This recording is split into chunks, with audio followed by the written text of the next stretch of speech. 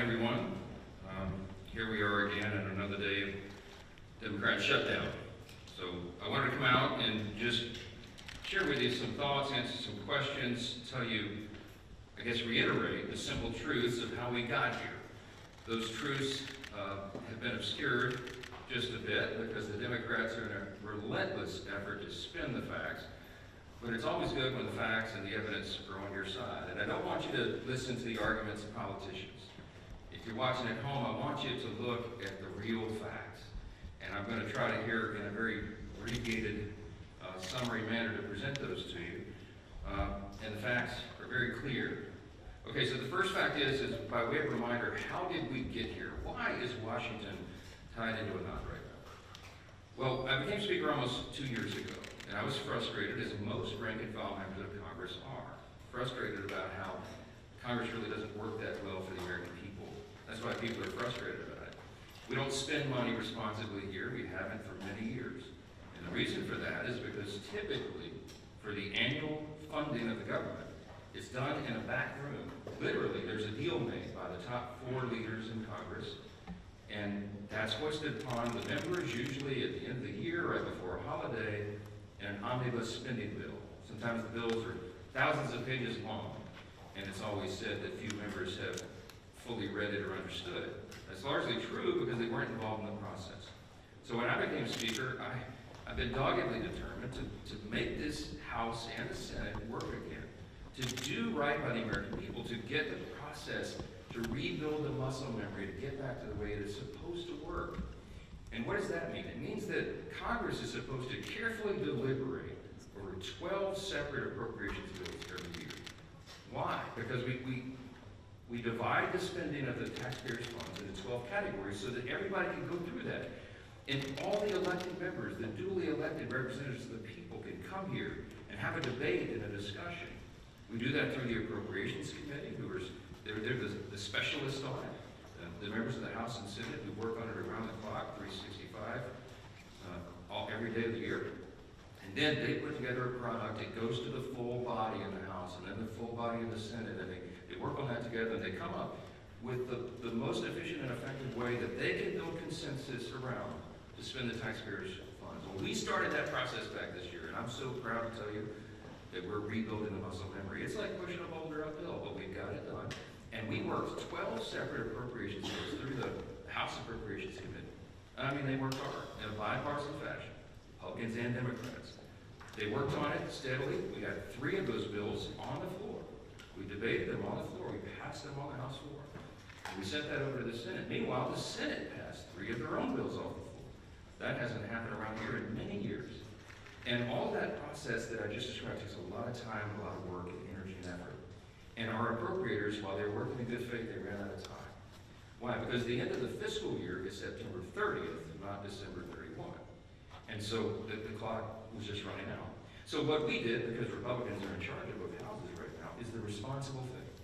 Leader Thune in the Senate and I in the House, we sat down with our appropriators and we said, let's come up with a simple stopgap measure to keep the lights on and keep the government open so that appropriators can finish this very healthy process for the people they represent. And so we put together a very simple, clean, continuing resolution. Why do we say it's clean? Because there's nothing to it. It's 24 pages. It's the bare minimum. It just says, keep the status quo, which, by the way, for all my Democrat friends, is the Biden-era policies and spending that we haven't been able to fix yet. We're in the process of getting appropriations done to repair all that, but we needed more time to do it. So, in a bipartisan fashion, Democrats and Republicans got together and said, you know what, fine, let's extend this until November 21st. The Democrats in the House agreed to that. That was the date. We put that bill on the floor, we passed it out of the House in bipartisan fashion. And we sent it over to the Senate. Well, now we expected, I thought, that Chuck Schumer would do what he's always done. The man has served in Congress 3/4 of my life, I think.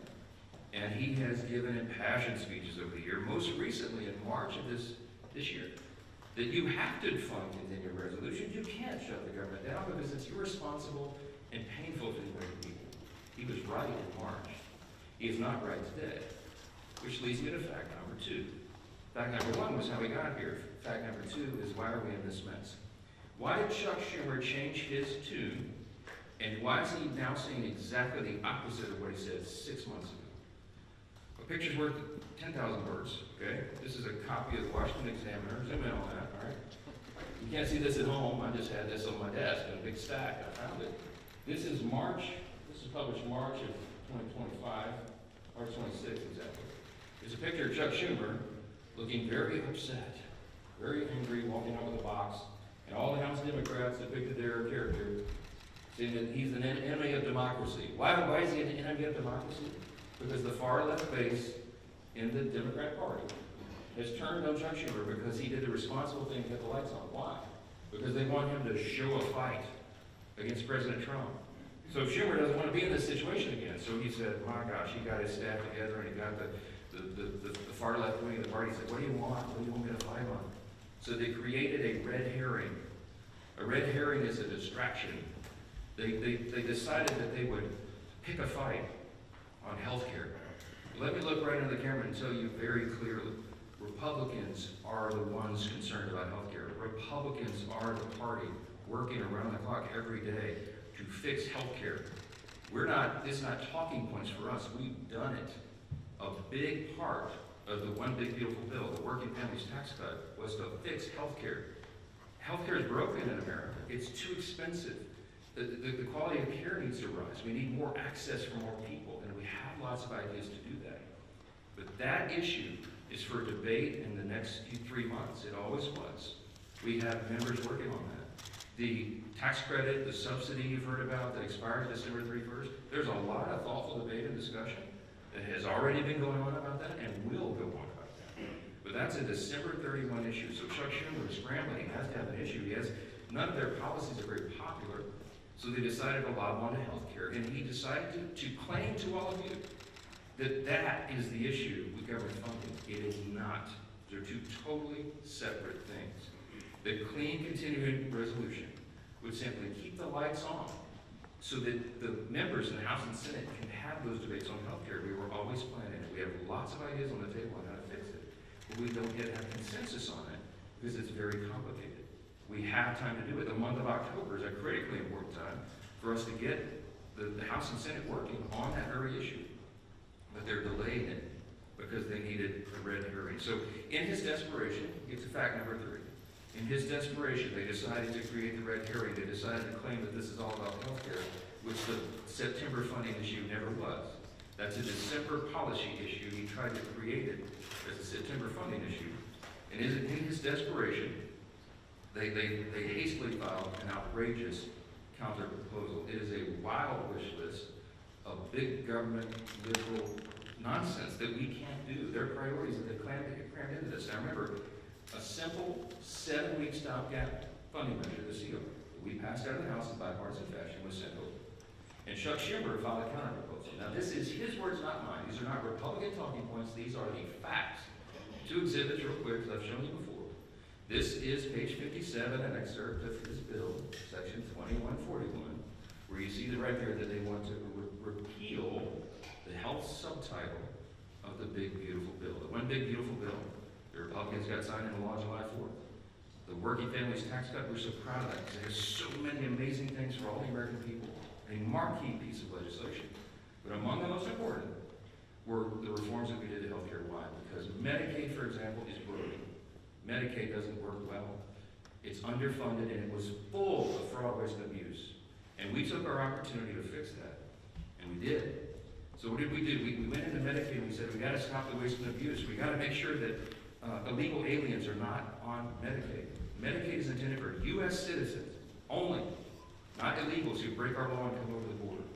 And we got to make sure that young, able-bodied men who do not have dependents are working and not riding the wagon. Work is good for individuals. It's good for the communities they live in. It's good for their own well-being and for the people around them. And so we said, don't sit on your couch and play video games. By the way, also not a talking point. There was an AEI study, I think one of the organizations that pulled this, and most of these young men who are not working are sitting around literally playing video games. Get back to work. So we put that in the law. And the big thing was making sure that an estimated 1.4 million illegal aliens are no longer riding that wagon either. Why? Because Medicaid had to be strengthened. Medicaid is intended for the elderly, the disabled, and young pregnant women, as I use an example, who are in difficult situations. They need the resources desperately, but the resources are being drained by people who were never intended to be there. So Republicans got busy and fixed it. We put it in the big, beautiful bill. So, back to fact number 3, I guess that's the one. Chuck Schumer files a counter-proposal and says, we want to reverse all that. Well, among the effects, among the things that you would reverse, is putting illegal aliens back on the program. Don't take my word for it. Look at the evidence. We're here at Exhibit B. This is the list of the actual provisions that would be reversed if Chuck Schumer's language was voted on and passed. Among those, it would end. See, these are the provisions, the Working Families Tax Act. These are the provisions of our bill that did each of these things.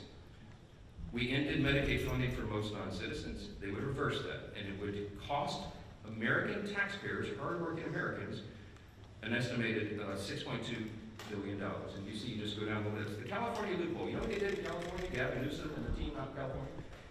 They expanded Medicaid to cover all able-bodied illegal alien adults. These men who could be working or whatever, I mean, they're not even citizens. Never intended by Congress. They put that on the tab of the taxpayer. And so we reversed it. Chuck Schumer would repeal that. He would repeal those repairs, and this is what it would cost you. Do the math, I won't go through each line, but it's on the website, speaker.gov. You can pull this up. It amounts to $192 billion, $192.8 billion. So almost $200 billion that Chuck Schumer wants to put back in. Also, by the way, while he's repealing our health subtitle, he would also repeal the $50 billion that Republicans put into the bill to support our rural hospitals around the country. Why would Chuck Schumer do that? Because he's desperate for political cover. Let me keep going on this. By the way, these are enhanced COVID-era spending under Joe Biden for all this healthcare stuff. It was stolen, fraud, waste, and abuse, right throughout the programs, and we fixed it, and they want to reverse that. By the way, this has always been what the Democrats wanted to do. You all remember, I know, the 2020 presidential election. We've all seen the video over the last week or so, where they asked every single candidate for the Democrat nomination on the stage running for president, is it your intention to give health care to illegal aliens who come into the country? Every single one of them raised their hands, including Joe Biden and Kamala Harris, and that explains a lot of this. All right. That's the facts. And I went on all the shows, I've been on all the programs, as many as I can, to just lay this out. And on some of these programs have been followed by Chuck Schumer or Hakeem Jeffries back and forth. Not one time have they been able to refute what they themselves put in writing. I hope that you will ask them about this. I hope that you will ask them, if it is indeed not your intention, why did you say that? Why did you do that? This is a key part of what they put into their counter proposal, which, by the way, amounts to $1.5 trillion in new spending that they want to strap onto a 7-week, simple, 24-page stopgap measure to keep the lights on so we can do our work. Fact number 5, don't ask me, because here's the answer. Why aren't you negotiating? There's nothing for us to negotiate. The House has done its job. The House Republicans right now are working hard in their districts all around the country. They're meeting their constituents' needs. They're going and explaining and providing the answers, and they're trying to help them navigate through this madness. Some of our Republican colleagues, we had a big conference call on Saturday. Many of them are working throughout. They're making trips to all their rural hospitals in their district to help them navigate and access this fund that Chuck Schumer is trying to take away. Republicans are on the job. We want to improve health care. We have ideas and plans to do that, to fix the COVID level madness and adjust Obamacare so that it works for more people, so you have higher access to care and the costs are reduced. And so they're doing that right now, but there's nothing for us to negotiate or to debate right now, because the House already did that. The House did its job. We passed our bill. We did the job to keep the government open, and now it's on the Senate Democrats. And that's the final fact, and I'll take your questions. Fact number 6, hold on, wait. It's just a tease. The ball, I have to finish my case. Here's my closing argument. The ball is in the court of the Senate Democrats. There's only a handful of people in the country who can solve this problem. There's 47 Democrats. Well, 46 and one who caucuses independent, I think. I lose track. But there's about 47 of them that caucus together as Democrats, okay? Here's the problem, remembering from civics. We don't have enough Republican votes to fix this. Because it takes 60 votes in the Senate to break this impasse, to open the government. There's only 53 Republicans in the Senate. We need some Democrats to be thoughtful and responsible and do the right thing. Because why? Because real people are being hurt in all these political games. As Chuck Schumer is trying to cover himself and not have another series of articles like this, okay? That's why this is happening. There's a trend in New York that Chuck Schumer represents of electing Marxists. They're about to elect an actual Marxist as the mayor of New York City, the once cradle of capitalism, the largest city in America. It's stunning. And I think it's stunning to Chuck Schumer too, because while he's a far-left politician, he's not nearly as far-left as these guys, as they want him to be. And so he's trying to find political cover, and in doing that, he's hurting real American people. Who's being hurt? Women, infants, and children on their nutritional programs that are now stalled. Veterans' health services that they desperately need and demand. Go down the list. We've got our troops, Border Patrol agents, TSA agents serving, trying to protect America without pay right now. Half the federal civilian workforce is effectively laid off right now, furloughed. They can't go to work. They don't have the money. Chuck Schumer, for political cover, decided to turn off the funds. And real people are getting hurt. FEMA services, I keep saying this, because I live in a hurricane state. We're in the middle of hurricane season, and flood insurance policies cannot be renewed or purchased right now because Chuck Schumer is playing political games. This is real pain for real people. I can go on.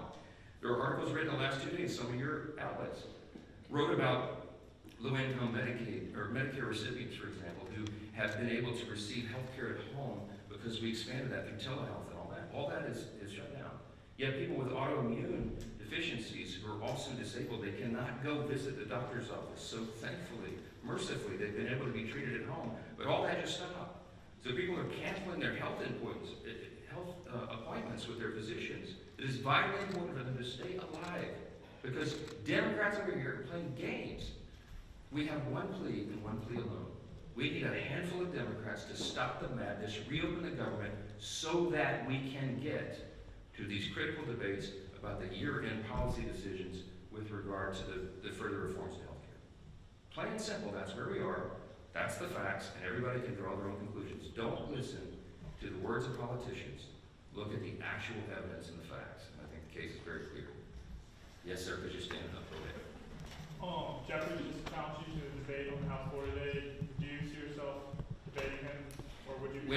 When the poll says that about 13% of the people approve of your messaging, then you make desperate pleas for attention, and that's what Hakeem Jeffries has done. Look, my friend Hakeem had his shot. We debated all this on the House floor, as you know, before we passed our bill. He spoke for 7 or 8 minutes.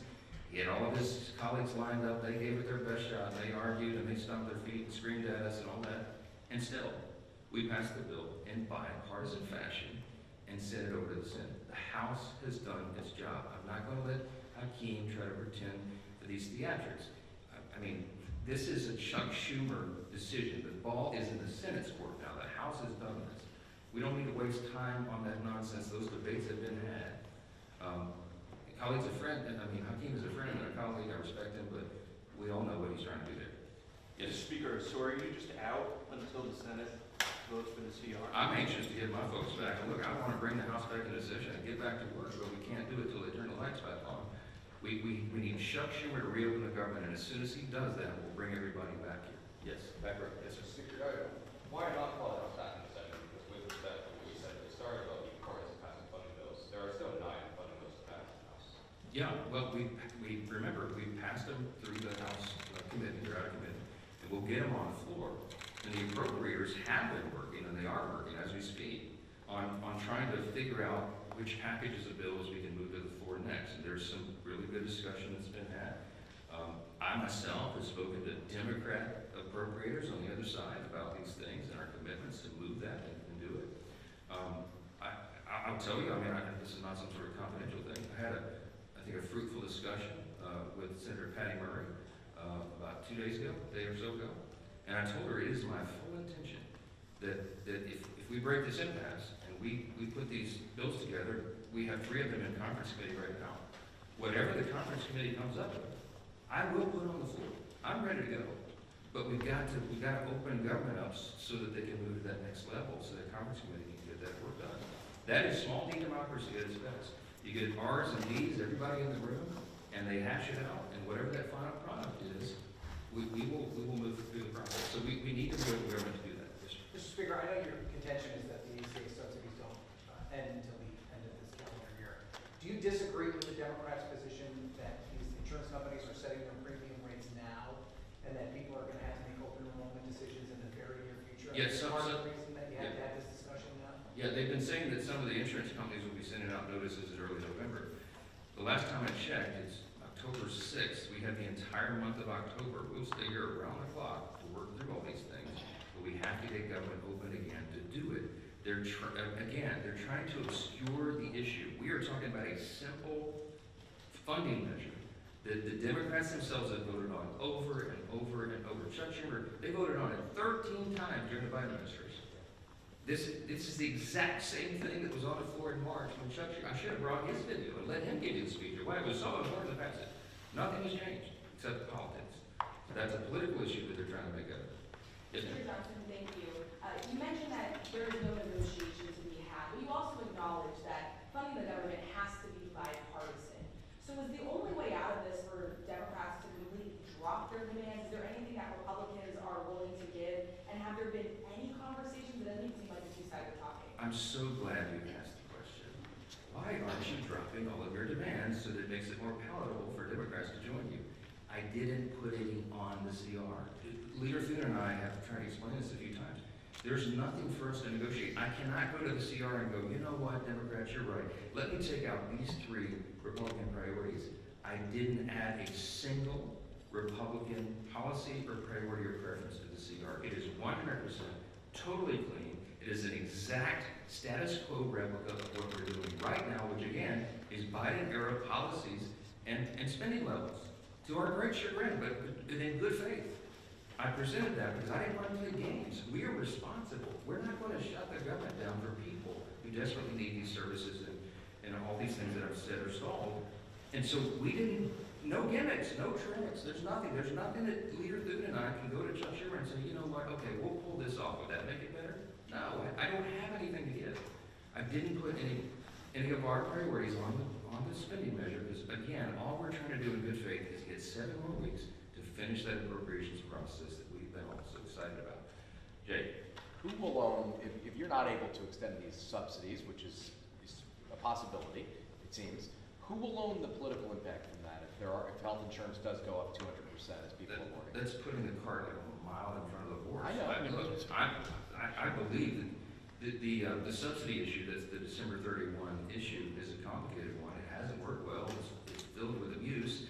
We have a lot of ideas on how to improve upon that if indeed that goes forward. And I mentioned yesterday, there's 535 members in the count House and Senate, and there's probably 400 different ideas on how to fix that. But we need the next couple of weeks to have those vigorous, deliberate debates, which is how the process is supposed to work. So I'm not going to forecast how that comes out, and neither could any of you, because those debates haven't been held yet. And that's kind of the irony, because Chuck Schumer is saying something that he knows isn't true. He's saying, oh, you guys snap your fingers. You and Leader Thune go in the back room and tell us how that's going to be resolved today so we can reopen the government. That's impossible for me to do. I have to have the input of all of our members so that they can figure that out. So that's part of the process. Last question, Mr. Speaker. Can you just talk a little bit about your reference to conversation you had with Senator Murray? Have you been personally lobbying any Senate Democrats to switch their votes to support the CR?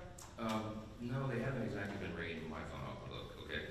I'm open, always have been for dialogue with anybody about that, but I think she wanted an assurance from me that what I'm saying is true and that we have every intention of moving the appropriations bills, and I said, yes, ma'am, of course it is. I say the same things privately that I say publicly. We are consistent, and that's why it's easy for me to stand up here and share the facts.